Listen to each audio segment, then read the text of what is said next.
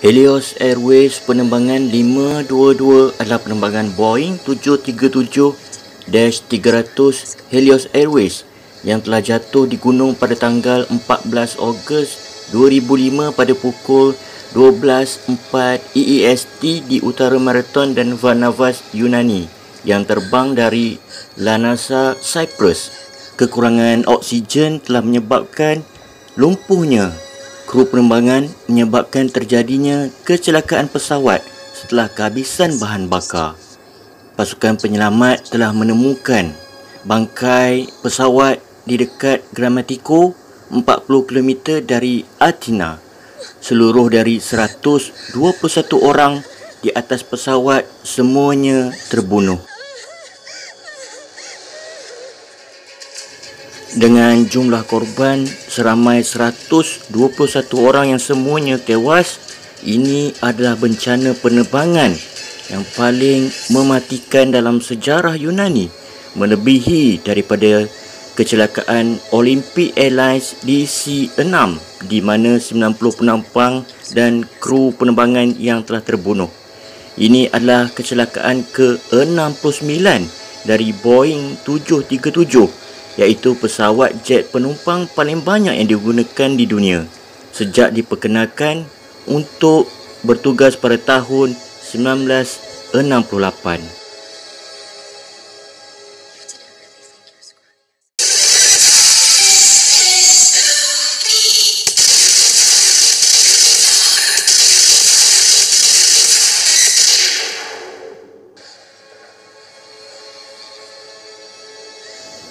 Tidak lama setelah lepas landas, penerbangan dengan nombor 522 telah kehilangan kontak.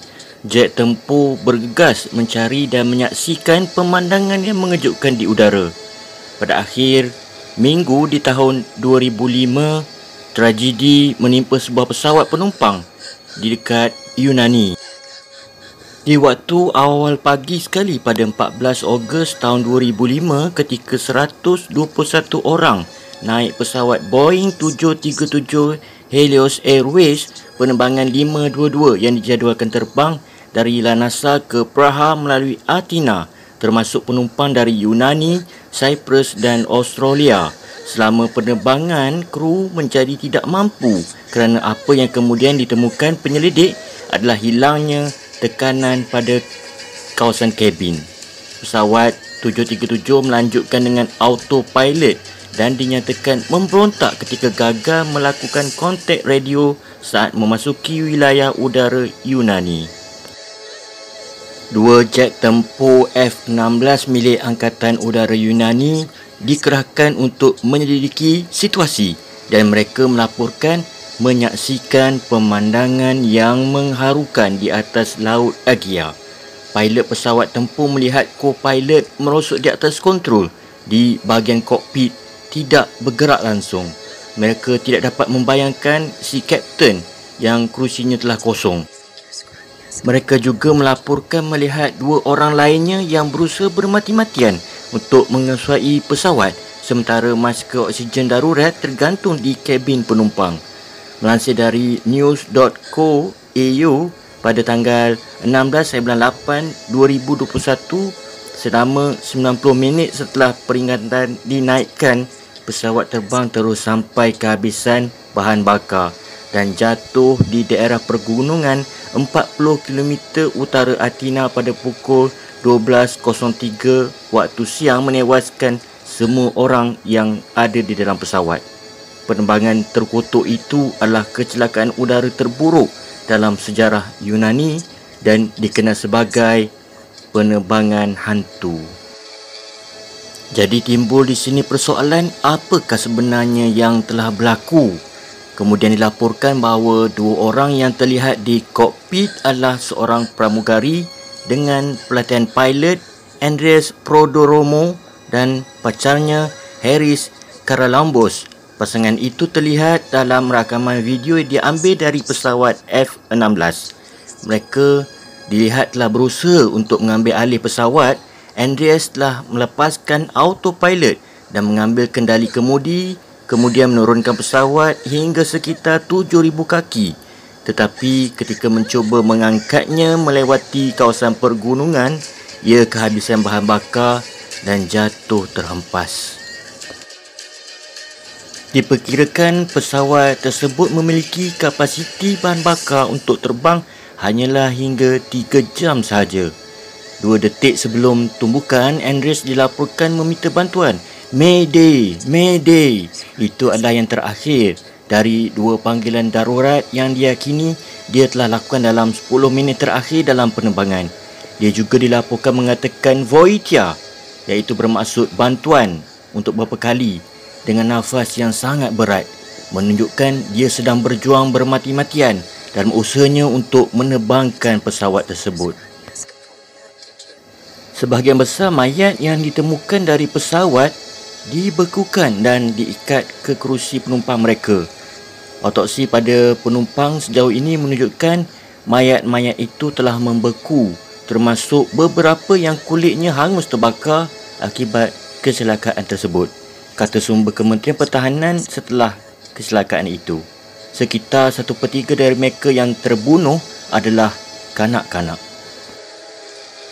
Turut berada dalam pesawat adalah Dimos Sioropa yang dibesarkan di Adelaide dan kemudian kembali ke Cyprus untuk tinggal kembali pada tahun 1993.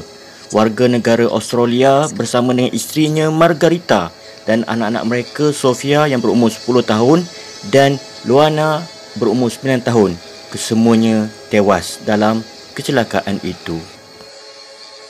Insiden itu membuatkan anak lelaki pasangan itu yang berusia 2 tahun iaitu Josh menjadi yatim piatu kerana dia telah ditinggalkan bersama kerabatnya sementara keluarga itu terbang ke Yunani. Tradisnya, 3 warga negara Australia tersebut kini telah dipastikan mati terbunuh dalam tragedi maskapai penerbangan Cyprus, dipetik Menteri Luar Negeri saat itu Alexander Downer kepada para wartawan. Situasi yang sangat-sangat tragis. Sebuah keluarga dapat dihancurkan dengan cara ini. Helos Airways mengandangkan seluruh armadanya setelah insiden itu. Penyelidik yang menyelidiki kecelakaan itu menemukan bahawa ketika pesawat tiba dari London pada pagi itu, kru sebelumnya telah melaporkan bahawa segel pintu telah membeku bersama dengan beberapa suara yang tidak biasa terdengar dari pintu layanan buritan kanan. Pemeriksaan kebocoran tekanan kemudian dilakukan oleh teknisien bahagian darat yang telah mengubah sistem tekanan menjadi manual. Perdebatan berlanjut tentang apakah itu telah dialihkan kembali ke automatis, tetapi engineer itu dinyatakan tidak bersalah atas pembunuhan dalam kes pengadilan yang selanjutnya. Seorang pilot yang juga dilaporkan telah mengeluhkan masalah tersebut dengan sistem penghawa dingin di pesawat. Penerbangan telah lepas landas ketika sekitar pukul 6.12 waktu siang, klakson peringatan berbunyi dan 2 minit kemudian kapten menghubungi pusat operasi maskapai dan berbicara dengan Chief Engineer Alan Irwin. Dia berkata, "Lampu pendingin saya mati," kata Mr. Irwin. Kemudian dia menjawab, "Ya, memang seharusnya begitu. Kerana ada 2 kipas pendingin peralatan dan jika gagal, lampu akan menyala." Menurut laporan investigation kecelakaan, Irwin meminta kapten untuk mengkonfirmasi panel tekanan yang dipilih ke automatis, di mana kapten berkata, "Di mana pemutus sirkuit pendingin peralatan saya?" Di mana Mr. Irwin mengatakan mereka berada di belakang kerusinya dan panggilan pun berakhir. Kemudian disimpulkan bahawa kru penerbangan telah bereaksi terhadap klakson peringatan seolah-olah itu adalah peringatan konfigurasi lepas landas. Seandainya kru pesawat menyedari betapa pentingnya hal tersebut, mereka seharusnya segera mengenakan masker oksigen yang mereka ada. Bahkan sebaliknya, bukan diurus, malah justru para kru mengabaikan alam tersebut tanpa memikirkan kesan yang akan terjadi sesudahnya akibat daripada kelalaian tersebut. Lalu setelah kejadian alam berbunyi sekitar 13 minit kemudian ketika pesawat tengah dalam penerbangan dari Cyprus ke Praha dan entah secara kebetulan atau tidak, si pilot mengalami gangguan. Saat itu sang pilot juga mulai merasakan kesan hypoxia kemudian menyalahartikan alam tersebut. Di lain sisi, sistem pengaturan udara yang saat di darat telah diubah ke setelan manual juga tidak disedari oleh kru kabin dan akhirnya oksigen secara perlahan mulai turun. Pesawat tetap terbang ketika mencapai ketinggian 18,000 kaki. Tiba-tiba masker oksigen terlantar ke setiap penumpang, menandakan bahawa persediaan oksigen sudah menipis. Pada saat kondisi darurat saat itu, sang pilot masih dalam keadaan sedar dan juga masih boleh berkomunikasi dengan pusat operasi di darat. Pilot juga sudah menjelaskan bahawa telah terjadi kesalahan di pesawat yang mereka tumpangi. Namun, nahas belum sempat melaksanakan prosedur untuk memecahkan masalah tersebut, sang pilot sudah tidak sedarkan diri lagi. Suasana semakin kacau di saat para penumpang juga ternyata sudah dalam keadaan pengsan kerana efek udara yang semakin menipis. Untuk operator dari darat sampai saat itu masih melakukan kontak dengan pesawat Helios 522, namun sama sekali tidak ada balasan. Mereka juga belum tahu jika sekiranya kondisi seluruh penumpang dan kru di dalam pesawat dalam keadaan pengsan dan tidak sedarkan diri lagi. Kerana tiada jawapan komunikasi dari menara kawalan dengan pesawat tersebut, maka akhirnya dua jet tempur F-16 milik Angkatan Udara Yunani telah melakukan pencegatan terhadap pesawat Helios 522 tersebut.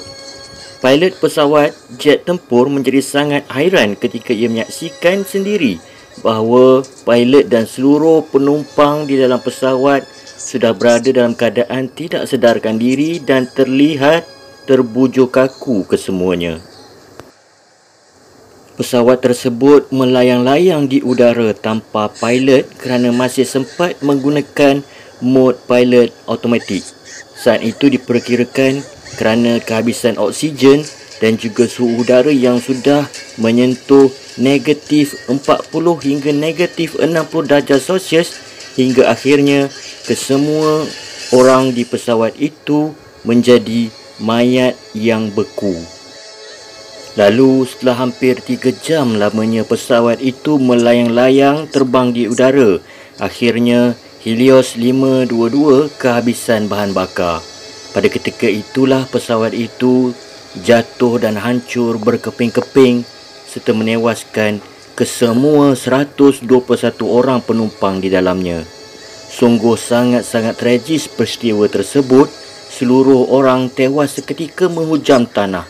Tragedi pesawat hantu, ghost plane yang sangat memilukan. Dikuperansi mendadak pada ketinggian 30,000 kaki ke atas dapat menurunkan suhu di dalam kabin di bawah 0 darjah, membuat orang mengalami hypoxia dan dilaporkan dapat menyebabkan mereka kehilangan kesedaran dalam masa hanya 10 hingga 30 saat tanpa masker oksigen. Bahkan dengan memakainya sekalipun, topeng ini tidak cukup kuat untuk mempertahankan kesedaran dalam waktu yang lama. Setelah proses penyelidikan, Dewan Investigation Kecelakaan Udara dan Keselamatan Penerbangan Hellenic menemukan bahawa rantai sebab akibat kecelakaan itu adalah seperti berikut. Yang pertama, tidak ada pengakuan oleh pilot bahawa sistem tekanan berada di dalam keadaan manual selama prosedur pre-flight, daftar periksa sebelum mulai dan daftar periksa setelah lepas landas. Yang kedua, tiada sebarang identifikasi oleh kru penerbangan tentang sifat sebenarnya dari masalah dan kelanjutan pendakian pesawat pada pendakian yang sangat tinggi. Ketiga, ketidakmampuan kru penerbangan kerana kesemuanya mengalami hypoxia. Akhirnya kehabisan bahan bakar dan mesin pesawat mati. Kemudian pesawat terus menjunam dengan lajunya sehingga hancur berkeping-keping di permukaan tanah. Maka begitulah kisah Helios Airways 522 penerbangan para mayat. Sekian, selesai.